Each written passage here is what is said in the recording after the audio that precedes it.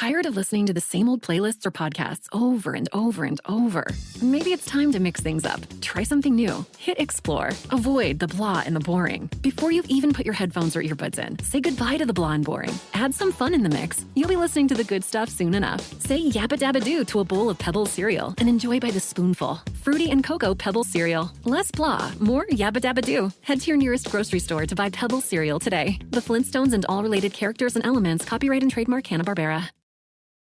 This podcast is sponsored by Talkspace. You know when you're really stressed or not feeling so great about your life or about yourself? Talking to someone who understands can really help. But who is that person? How do you find them? Where do you even start? Talkspace. Talkspace makes it easy to get the support you need. With Talkspace, you can go online, answer a few questions about your preferences, and be matched with a therapist. And because you'll meet your therapist online, you don't have to take time off work or arrange childcare. You'll meet on your schedule, wherever you feel most at ease. If you're depressed, stressed, struggling with a relationship, or if you want some counseling for you and your partner, or just need a little extra one-on-one support, Talkspace is here for you. Plus, Talkspace works with most major insurers, and most insured members have a $0 copay. No insurance? No problem. Now get $80 off of your first month with promo code SPACE80 when you go to Talkspace.com. Match with a licensed therapist today at Talkspace.com. Save $80 with code SPACE80 at Talkspace.com.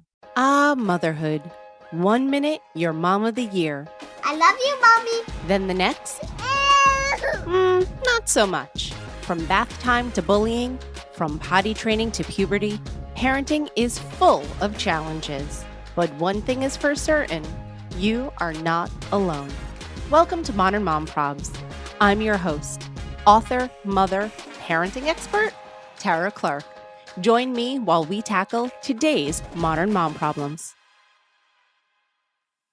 Welcome back to another episode of Modern Mom Probs. I'm your host, Tara Clark. Today, I am joined by two incredible guests. Evelyn Mendal is a licensed mental health counselor. She founded Hatch and Bloom as a resource for parents who want to parent with the purpose of raising confident, accepted, and resilient children. And I am also joined by Erin Morrison from The Conscious Mom. She is a certified conscious parenting coach with 2 master's degrees in psychological counseling, and she was trained at Columbia University. Welcome, ladies. Hi, Tara. Thank you for having us. I'm so excited to have you both here. I've interviewed both of you at different times on Instagram Lives, and you're 2 of my favorite people on the planet. And I said, let's come together and chat about all things parenting. But today, the one thing that we're really breaking down, the one modern mom problem that we're discussing is parental information overload. So much information all the time, everywhere, whether it's digital information from your families, your parents, your neighbors, all of those things. Erin, there are so many experts. There's books, there's family members, there's co-parents, there's your aunt, there's the lady down the street, there's the lady at the supermarket. Everyone's telling us the right way to parent. And it feels overwhelming, right? I'm overwhelmed, you're overwhelmed, and it makes us question ourselves. How can we weed through all of this information? Oh my goodness, that's such a good question. And it's true. Even no matter who you are, you get bombarded with information, starting first and foremost from your family, right? The way that your family raised you. And then you have your co-parent or your partner, and they have a way that you should parent.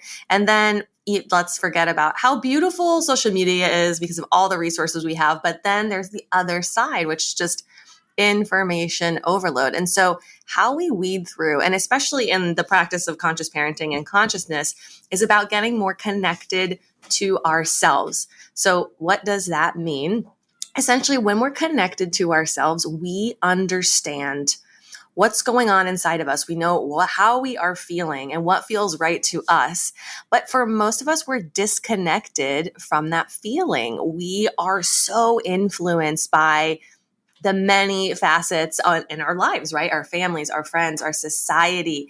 And so we get lost and we are so unsure of ourselves. So getting more connected to the self, kind of tapping more into your feelings and understanding what's going on in the moment. I know that sounds really vague, but that is essentially how I help my parents figure out what works best for them. And so in the conscious parenting world, and there's so many beautiful areas of parenting that you can learn about, it's really not about a specific thing. It's not about being a certain way. It's just about being yourself and being comfortable in your skin. And I think that's the most important part, learning to trust yourself and getting comfortable in your skin. And then you can start to make those choices. And so I tell my parents, typically, think of parenting as a buffet, right? You're going to a buffet, you're looking at everything there. Some things look really great.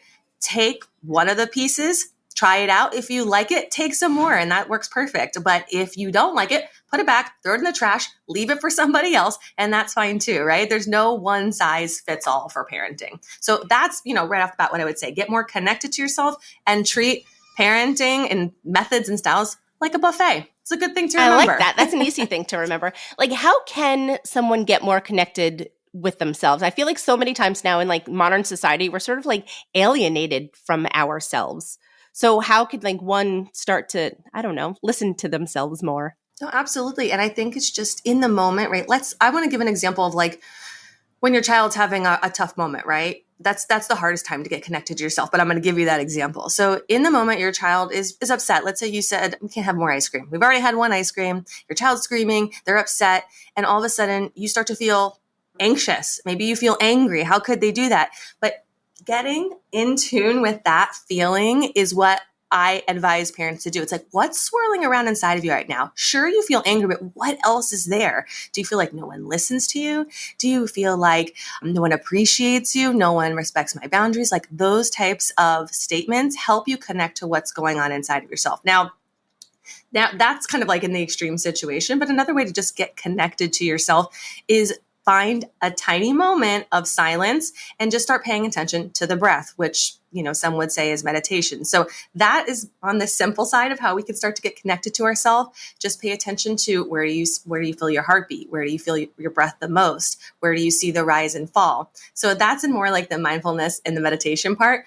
But again, connectedness to your feelings is really what most of us are missing, because when I talk to parents, I say, how are you feeling? And it's usually either like, okay, happy, or angry or sad. It's like such limited range of feelings. And really we have so many more emotions and feelings that are going on inside of us. Do you think that they as the parents sometimes don't have the right words to use? Like just as our children don't have the right words to use to describe those feelings? Absolutely. I think that can be a huge part of it, but also that we're so used to pushing our feelings down. We're used to sort of, you know what? I don't have time to feel. I just have time to do. I want to go. I want to, start checking things off my endless to-do list. And so we have no time to feel. And we also, sometimes, actually not sometimes, I think most of us believe that our feelings are an inconvenience. Like think about how inconvenient your child's big feelings feel, right? But it wouldn't feel as inconvenient if we actually thought our feelings mattered too, right? So a lot of times parents say, how do I feel more compassionate towards my child? How do I feel more empathy for my child? Well, you have to feel it for yourself too. And I think that, like you said, we don't really have the names for our emotions or how to identify our feelings. And Evelyn, I'm sure you can share all about this. It's because we are so used to suppressing them and pushing them down so that we can just continue on doing and going. And that's okay, because sometimes we can't just sit around and feel our feelings all day long and not get things accomplished. But we do have to acknowledge our feelings and let them out sometimes, because as we know, when we don't do that, they come out in random moments that we had no idea that we were going to explode, or they kind of manifest through our bodies, right? Headaches and different sort of ailments and things of that nature. So yeah, absolutely. We do need to learn to work more on, gosh, what am I feeling right now? And whatever that is, that's okay, right? It's valid and it's all right. And it comes and it goes. I'm just going to jump in here. This is why I say they do feelings right. They know their feelings. That's the funny part, right? They're really good feelers of feelings, and something happens along life where you kind of get lost as maybe they're suppressed for you or they're sort of dismissed for you. I think that we lose track of doing that for ourselves. We don't know how to do that for ourselves anymore. But initially, kids are really good at their feelings. They know they're the ones that we can learn from, which is like the best part.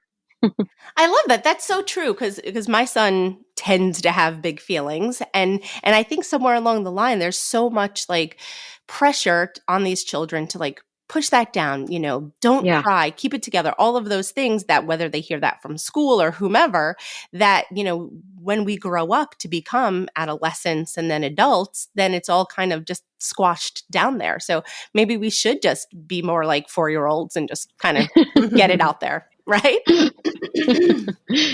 I know. No, we do. We learn so much from them. It's so funny too, right? Think about the parents that come to us, Evelyn. They want to learn how to be more in touch with themselves and connect to themselves, maybe be more in the moment, experience their feelings. That's literally everything our children do, right? Think about how in the moment children are. They're just here in the now. And so I think that's why the parent-child relationship is so beautiful, right? We're teaching them how to care for themselves, how to live in this world, but they're here to show us how to get more connected to the self, get connected to the 100%. moment, enjoy things, play. I mean, that's why it's such a beautiful relationship if we allow it, right? If we allow both parties to be teachers. I love that. I think that for me personally with my son, I often let him teach me more than I try to teach him. I try to teach him, I don't know, about like rules of society, maybe to say please and thank you and to be helpful and stuff like that. But he teaches me so much more. He teaches me about listening. He teaches me about patience and respect and all of those things, I think. And that's really what builds a strong relationship between the two of us. And so I think that's important to keep in mind. Evelyn, going back to information overload, how can this information overload impact our parenting in a negative way? Yeah, it can be pretty detrimental, I think. So here are things that I see parents struggling with the concept of overload and too much. I call it noise. There's noise everywhere, right? And it's very hard to quiet the noise. So things that I'm seeing are definitely huge amounts of self-doubt, a lack of confidence, and even more than that, I would say like judgment and shame, which is even the worst, right? So I feel like we have our intuition. We really do. It's just that it gets really cloudy and it gets very noisy out there. And then it gets harder and harder to reach it. Like kind of what Erin was saying, if we're so disconnected from ourselves. And to a point where you have heard so much, and sometimes you have stronger opinions than others that I think are very influential, and you're second guessing yourself all the time. And then that intuition, you don't even know what it says anymore. It's like the compass is broken. You're like, I don't really know what feels good to me anymore. I don't know if this is in the best interest of my child anymore. Does this work for my family? And so this is all just creating a lot of shame in parents. And I see things, I think that most of the things that we see on parenting on social media and on all these platforms are definitely well-intentioned and they want to help. But without realizing it, a lot of times these things end up causing their parent shaming a lot of times, right? So it's like, if you don't do it this way, then you're a bad parent. It doesn't say that explicitly, but that's the underlying It's inferred. Yeah, that's the underlying feeling that a parent walks away with. And, then their parent-child relationship can suffer from that, right? Because what we know is that what your child most needs from you is a parent who's present, who's loving, who's accepting.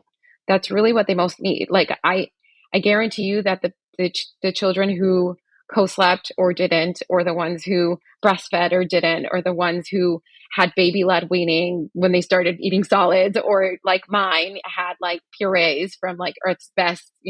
I said I was going to be the one that like pureed every single one of her vegetables. And that lasted, I think, half a day. That's it.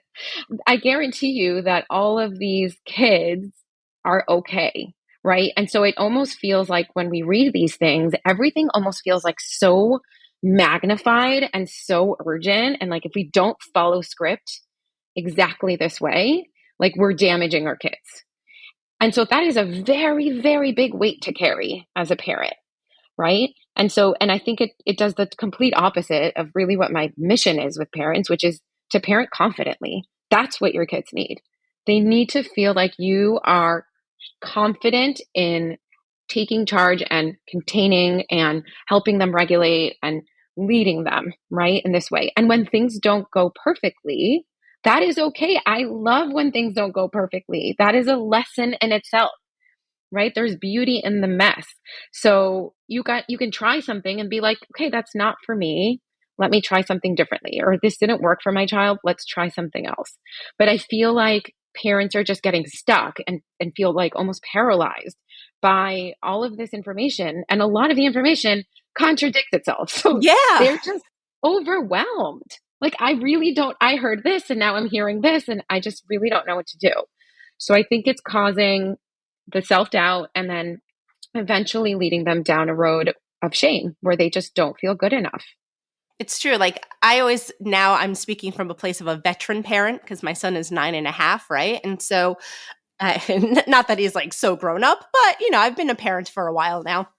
And I could honestly say that my perspective has shifted so much because when he was first born, I was like a ball of anxiety. There's BPA in the bottles and you can't breastfeed and all of these things like that, whether it's modern society or whatever you want to call it, is putting this pressure on you.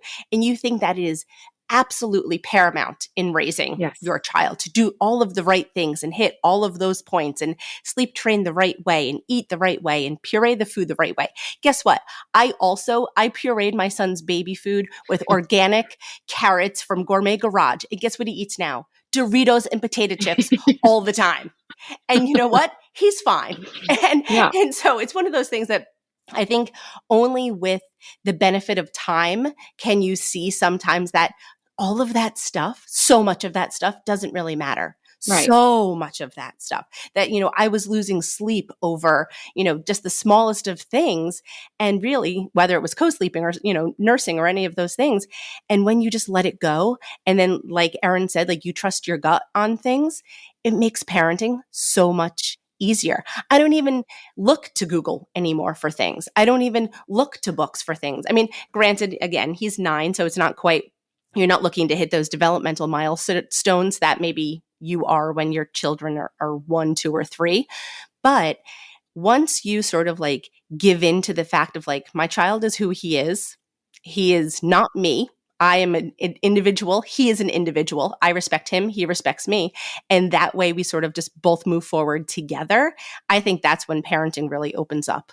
100%. And the other thing I would add there too, besides like actual professional parenting help platforms, would be even just other parents on social media, I think also affect us because remember, we're seeing these like very curated, filtered moments that proud parents are showing. And even though we know this, our brain sort of forgets it. And so there's this entire kind of comparison rabbit hole that like you can get sucked into and then feel defeated a lot of the time. Like, oh, look how, this person's doing this. Look how that mom is able to do that. Like, I can't even take a shower. Yeah. So I'm seeing, you know what I mean? Like I remember seeing these like Pinterest, like such glamorous birthday parties.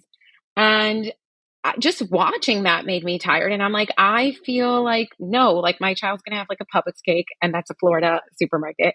And that cake is really good, by the way, and we're going to simplify, but you can feel defeated a lot.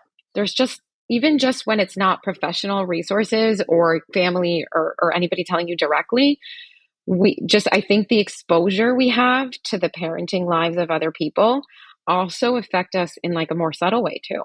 Yeah, it's true. I think you're right. It is sort of that like subtle exposure that we see time and time again, whether it's Pinterest or Instagram or Facebook, whatever it happens to be. We see those and we think, oh, well, that's normal. Oh, everyone makes bento boxes for their children for lunch.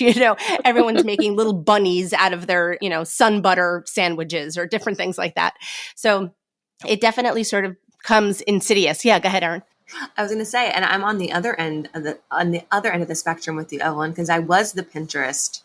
I used to be the Pinterest mom, right? I did put together all the big parties, and actually on both sides, right? On my side, that was all coming from a sense of not enoughness, right? That was the sense of that I wasn't going to be a good enough mom, or the birthday wasn't going to be good enough. And I can't tell you, I mean, those parties were beautiful, but I wasn't as happy as I am now today with my grocery cake. And it's not because the elaborate things and the beautiful things aren't right. Yeah. It's that my motivation there was coming from a place of not enoughness. And so, but on both ends, it's there, right? You're looking at it feeling like you're not enough, but that person that's doing it might be feeling that same way too, which is why it goes back to that like connectedness to yourself. It's like, I think every time I'm doing something now, I'm like, where is this coming from? Like, why do I feel called to do this? Does this feel right for me in this moment? Or is it coming from another place of me thinking that I'm not enough? And that question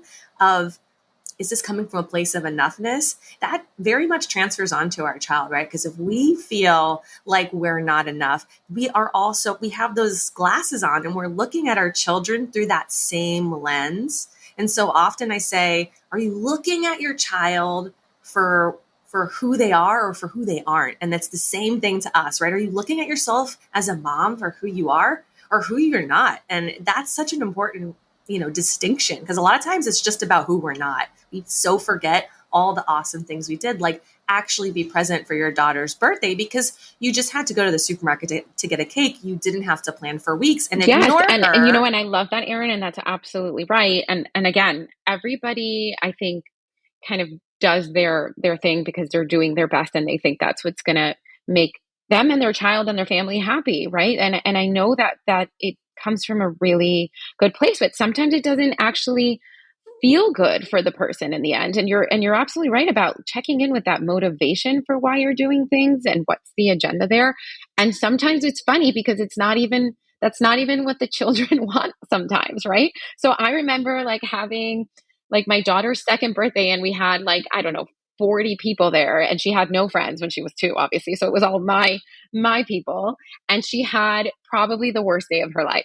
Everyone invaded her home. She was a person that was like slow to warm up. We all sang happy birthday. She cried through the whole song. Like it wasn't her. It wasn't about her. Right. And I had like a big moment of reflection after being like, I didn't even do this for her. This was for me as my role as mom to do that check mark. I had the big birthday party. I invited everybody. Everybody could see, they were all part of it. But you're right. It's like having to be able to check in with our motivation and what we're projecting onto our kids is huge. And I think that's a huge help in connecting with yourself, like what you were saying in the beginning. This podcast is brought to you by Citizens of Sound, a podcast production agency committed to developing and launching shows with gravity and depth. From conception to launch, Citizens will partner with you every step of the way, whether you're an actor, business owner, doctor, fitness coach, influencer, or simply a hobbyist. Citizens offers everything from conception to branding, editing to mixing, and publishing to management. Jump on board with Citizens of Sound and start your own podcast today. Go to citizensofsound.com and follow them on Instagram. That's a huge thing. That happened with us with my son's, I think it was his 4th or 5th birthday. We had a huge birthday party. When we sang, he hid underneath the table. I was super embarrassed that he's like embarrassed. And then we got in the car and he had a balloon. And as he was getting in the car, he accidentally let go of the balloon. And then it was just like nuclear bomb went off. Aww. And my husband and I looked at each other and we were like, that's it. That was the last time that we're going to do that. He was, too amped up, and it wasn't for him. Like you said, when you said about your daughter, like she had a terrible time, like my son had a terrible time, and we said that was it. And so sometimes, it takes 5 years of birthday parties to learn that lesson, but eventually you do. And you ask, who am I doing this for? Am I doing it for them, or am I doing it for me? And I think that's a really important question that parents should ask themselves. And that applies not just for birthday parties, but maybe for sports and other extracurricular activities. And when you're pushing your kids to do well, academically or play the violin or whatever it happens to be, you have to ask yourself, is this for their benefit, or am I doing this to fill a hole in me somewhere? Yes, Tara, your child is not, you're preaching to the choir here. We love hearing this. This is our jam. I love that. I always say your child's not your resume. Your child's not your trophy. Your child doesn't even represent your family. You remember that you represent this family. It's like, well, yeah, I'm a part of the family, but no, I'm not an accessory, right? I am an individual and a whole person. So yeah, absolutely. We get so caught up in our child being, everything we couldn't be. And if I played baseball, then they're going to play baseball, right? And I got into this amazing school, so you're going to get into this amazing school. Or I didn't do these things, so now you're going to do it and you're going to live through me. So, oh, yes, totally. And I think our generation of moms and parents are really starting to get more in check with. I see that a lot. There's a lot more awareness, and I think a lot more willingness to be introspective and like reflect. I really do. Like that's a beautiful thing I'm seeing. How do you think that is it more of stopping that sort of generational cycle? Or how do you think that people are tapping into noticing like, hey, wait, that doesn't seem right? Is it because they suffered from that themselves? So, I mean, I see a lot of moms and parents who were raised by baby boomers, right? And I think that generation of parents were all about giving their children, giving us the life that they didn't have, right? Like very much into the material, into the form-based things. And not that's a bad way, right? Giving us the education, giving us, a home, food on the table, all the things so we don't have to worry about that foundation if we were lucky enough to be raised, by parents like that. So I think so much of that was based on achievement and things, money, success, status. And again, it's not that that's bad. That's so beautiful, right? To have that security. But I think that since we were raised with that and fortunate enough, I think we have this ability now to tune into the emotional side, into how we feel and how we identify. And we realize that all of that stuff is essential to feeling safe and secure, but it actually doesn't define us. And so I think now that we're parents, we see that if we are, again, fortunate enough to give them these stable things like, the education and the house and all the things they need to live, then we start to focus in on, wait, that's not what it's all about, right? It's not just about performance or achievement. It's also about how we feel inside. And so I think that's why there's such a huge need and why we have people in our practices, right? Because they're starting to tap into that.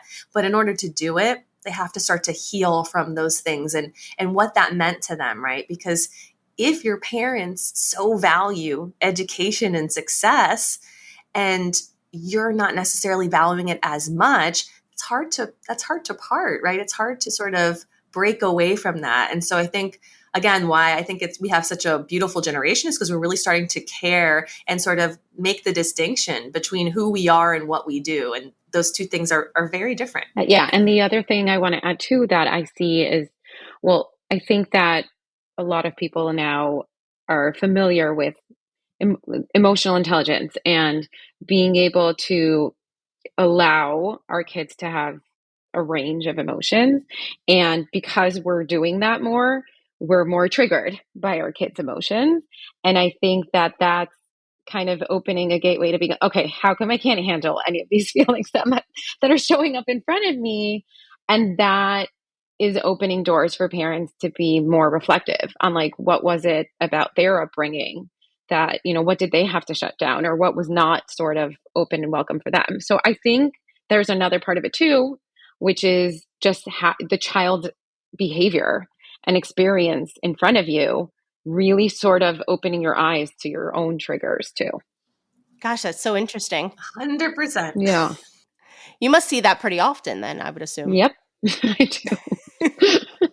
You'll always be like, well, I was never allowed to do that. And then we're like, okay, let's talk about that. There we go. I could have never, spoken back to my parent, or I could have never, shown them this side. And so that invites an entire conversation about why, how does that sort of make it really hard for you to be able to tolerate this in your child, but also what is it about that you feel like you need to shut down immediately, and how that can be harmful to your child's well-being, or showing him that, you're not accepting all of him in that moment. So there are many things. And I think what Erin said is absolutely true. I know I was raised, I think, in a way that it felt, and I don't know if that's the way it was intended by them, but for me, the message I got was very achievement based, very much. So for me, success and happiness all lied in my grades and what I got into in career, and it was always achieving. And now I'm really trying to not do that with my daughter. And so when I see moments of her trying to be sort of perfect with grades or stuff like that. It's triggering to me in a different way because I can totally relate to her. I'm like, I relate, but also I can sense that anxiety that I kind of grew up with, if that makes sense. How can we like allay some of that anxiety? Like my son he wants everything to be perfect, right? He wants like if he's writing something and he doesn't like the way it comes out, he'll crumple up the paper and throw it away. How can we help our children to allay some of that anxiety of perfectionism? It's a loaded one, Tara. It is, and it's off topic, but I just wanted to hear the answer.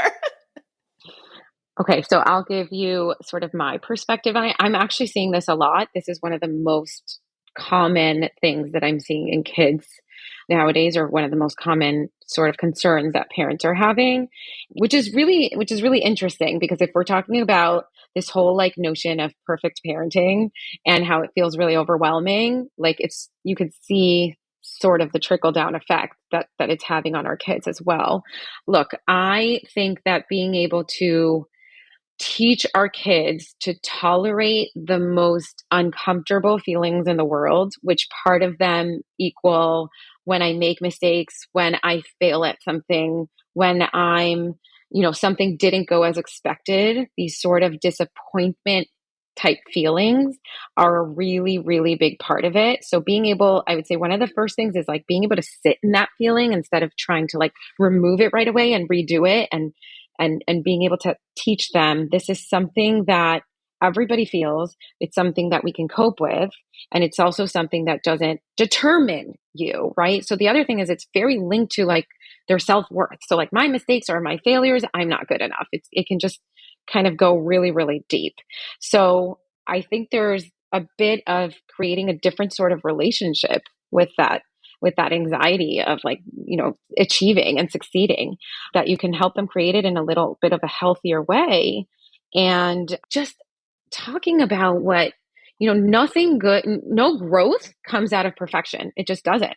Right. So there are books, for example, for kids that I really love. I started reading a book to my daughter since she was really little called Oops, A Beautiful Oops. I don't know if you guys have ever heard of that, but it's really nice. It's sort of like how mistakes can turn into different drawings that are so beautiful in other ways.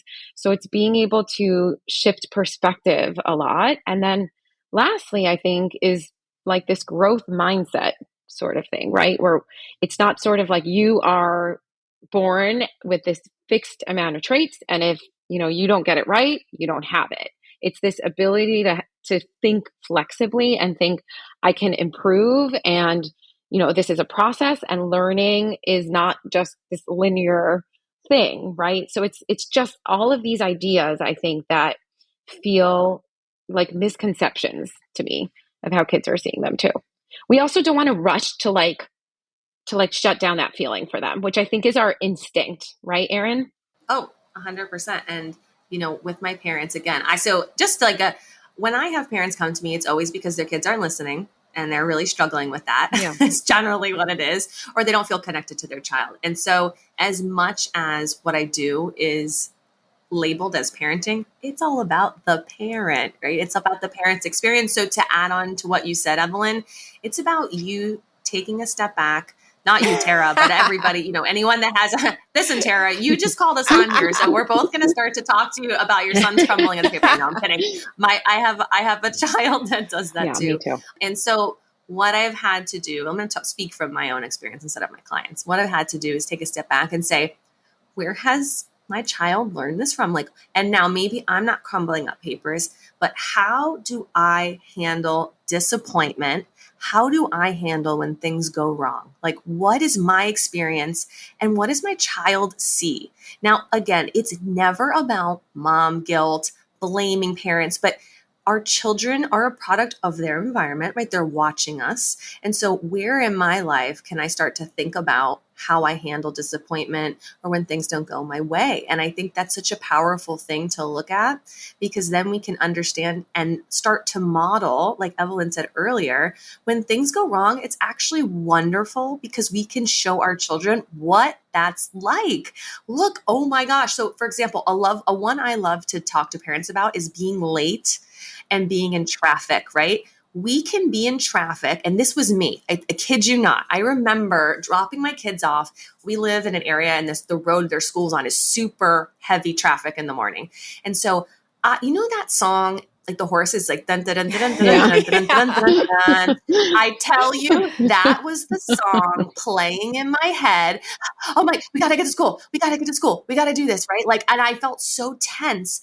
And I also would take calls in the car. Like, I was so frustrated and upset at the traffic that was there every day, right, guys? Every day it was there. I think it was one of Dr. Shefali's books I was reading, and she talked about traffic and how, oh my goodness, this is a moment actually where you can teach your children when things go wrong. It's not the end of the world. Yes, we could be late, but there's also some fun things. So now when we're late, I can't even tell you, my kids and I have so much fun in the car. I do freeze dance at the car with them. Sometimes we are like looking at different, trees and looking at the sky, and we're laughing. And I mean, it is just such a different experience because I realized that I was not handling disappointment and frustration in that morning routine. And again, I was modeling that for them. They were coming into this world learning that mornings suck. Well, I mean, come on, right? Mornings stink. They're not and totally that off. mornings are yeah, they're not totally off. I would love to sleep in longer. It never happens. I don't understand. No, but that mornings stink. Mornings are stressful. And this is how we handle stress. We get upset and we like rage drive, right? Yeah, that's me. Again, I would just, no way. Well, really? So I want to just a quick anecdote here because I hear you. First of all, my name's Evelyn and I suffer from road rage sometimes. Okay. I definitely do. Oh guilty. gosh. But my daughter has been my anchor in the car. And it's been amazing because yes, if you model this and not just model it, but you help them through stress so much, they really start to get it. And so now she did this for me the other day completely on her own, where some guy wouldn't let me in, some typical Miami, driver, whatever it is. And I got really heated, may or may not have cursed. Okay, sorry. And my daughter was literally like, Mom, like maybe they're just looking at I think it was a slow driver. She's like, maybe they just really want to look at the view. It's really pretty. And I was like, my God. Yes, it was a moment. Or she's like, or maybe they're lost. Like, she was like, wow, like being able to actually help me shift my perspectives, help me pause and help me in that moment where I wasn't handling something and I was making plenty of assumptions. Right. And so this is a moment where I knew she's getting it. And this doesn't mean that she doesn't deal this way every time that she's disappointed or upset, right? But at the end of the day, I really believe, trust the process. They are getting it. Just because you don't see it all the time does not mean they're not learning it, does not mean they're not absorbing it. I really do trust that process. I know Erin does too. That's when true. you see these moments, you're like, wow, they're huge, powerful moments. That they're listening. They're always listening. They are. They are. And so my daughter was the one that used to struggle with the crumpling of the paper. Oh my goodness. And it would kill me because I know that somehow that was me. But the other day her brother did something and he's like, oh, it's not perfect. And she goes, there's no such thing as perfect. And I'm like, oh, I'm so glad you listen to me sometimes, maybe 1% of the time. Yes. But yes, you're right. They do pick up on it. And that's another example of the beautiful relationship when we allow our children to teach us in those moments. It's beautiful when that happens. And you're like, wow, I am doing something right. Yes, right? Exactly. Trust your gut. If there's one takeaway, I'm going to ask both of you, what's your one takeaway about that? Oh, that was going to be mine. You stole it, but yes, it is. Okay. So I have two takeaways. One will be that. So really, really trying to quiet the noise. It's so hard. It really is. But if you could really sort of picture yourself putting on noise canceling headphones and really sort of removing everybody around you, what would feel right for you, no matter what it is you're dealing with? And the second thing, which I will always go to, is your parent-child relationship. To me, this is what they need. They need a parent who is securely there, consistent, loving, warm, and sees them and accepts them for who they are. Like we said, not who they aren't and not who you want them to be, and also not for what they do, for who they are. And if you can do that, and you can always sort of always kind of be like, okay, how can I like go back to my relationship? How can I go back to seeing my child for who they are? I feel like there's no wrong answer in that, you know, and that's my takeaway, Erin. I'm like, this is great. I want to work with you. Thank you for that. I do believe it. And then in my words, what you're saying is that knowing that your child's whole, like that they're good enough as they are, and so are you. So my takeaway would be that no matter who you're listening to, I really don't care who it is, me included, or Evelyn, right? Like you are the expert on you. And that's what's important to remember, and that take everything with a grain of salt, right? There is no one size fits all for any parenting. And when you know that, and you know that you can pick and choose what works for you, like that buffet style, parenting, that's where it's at. Like there is no perfect way to parent. There's no perfect script, right? That's my big thing. You hear people tell you what to say, and then you say it and you're like, I don't, this isn't, I'm very awkward. Yeah. That never worked for me. Yeah, because no, like for my kids, you're feeling so sad. My kids looked at me like, yeah. You're like, that's why I'm upset on the floor. So funny, like, yeah. but yeah, exactly. But Captain you know Obvious. what? There are parents. Yeah, but there are parents who they do it and it feels so authentic and real for them. But for me, my kids are like, who are you? Yeah. 100%. So I have had, So again, you're the expert of you, no matter who it is. I don't care who it is, right? You're the expert of you. Always tap back into that and know that you can pick and choose what works. I adore you ladies so much. I really want to like jump through the computer and give both of you such a giant hug. And next time I'm down by you, we all have to hang out. Evelyn, we definitely will. Evelyn, tell everyone where they can find you and what's next for you. So you can find me either on my website, hatchandbloom.co, or I'm always on my Instagram, and my handle's at hatchandbloomco. And what is next for me? Oh gosh, if I could give you the list of the things I wish I could, I've been working on for a long time, but I'm doing one-on-one sessions, private clients, and I do webinars. I always announce them on Instagram, and I am hoping to launch a podcast pretty soon, inspired by you, Tara. Yay! Woohoo! Oh, that makes me so happy to hear that. Thank you. I'm so excited. I didn't know that. Oh, you're going to have Erin on. Erin, oh my God. as if Erin, we'll see if it comes to fruition, because you and I talk about ideas all day long. But then maybe I'll have you guys back again for season 2. So yes. Erin, where can everyone find you and what's next? You can find me generally in the carpool line. That's where I am. But I'm always in the carpool line. I feel like that's where I live. That's like my mobile office is my car. No, my website is theconsciousmom.com. My handle is It's The Conscious Mom on Instagram. And what's next for me? You know what? I'm actually trying to subtract from my life right now. So I do see, I see one-on-one clients, I see couples, and I do webinars with Evelyn sometimes too. So you can find me on Instagram. I love DMs, check in with me. Let me know what's going on with you. I love communicating with different parents. So I love it. Ladies, thank you so much for being here today. I appreciate you so much, more than you even know. And thanks for coming on, and we'll talk soon. Mwah. Bye. Thank you, Tara. Thanks Bye, for Evelyn. joining.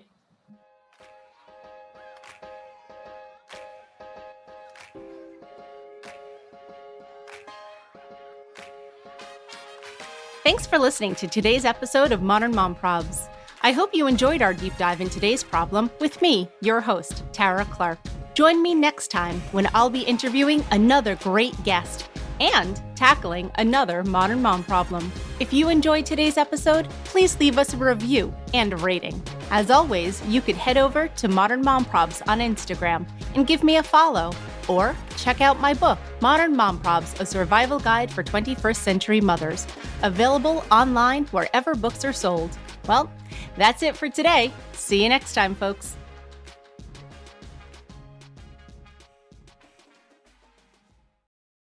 Tired of listening to the same old playlists or podcasts over and over and over? Maybe it's time to mix things up. Try something new. Hit explore. Avoid the blah and the boring. Before you've even put your headphones or earbuds in, say goodbye to the blah and boring. Add some fun in the mix. You'll be listening to the good stuff soon enough. Say yappa dabba doo to a bowl of Pebbles cereal and enjoy by the spoonful. Fruity and cocoa Pebbles cereal. Less blah, more yappa dabba doo. Head to your nearest grocery store to buy Pebbles cereal today. The Flintstones and all related characters and elements, copyright and trademark Hanna-Barbera. At Arizona State University, we're bringing world-class education from our globally acclaimed faculty to you. Ranked number 1 in innovation for 10 consecutive years, and number 2 among public universities for employability. ASU isn't just ahead of the curve, it's creating new paths to success. Earn your degree from the nation's most innovative university. Online, that's a degree better. Explore more than 300 undergraduate, graduate, and certificate programs at asuonline.asu.edu.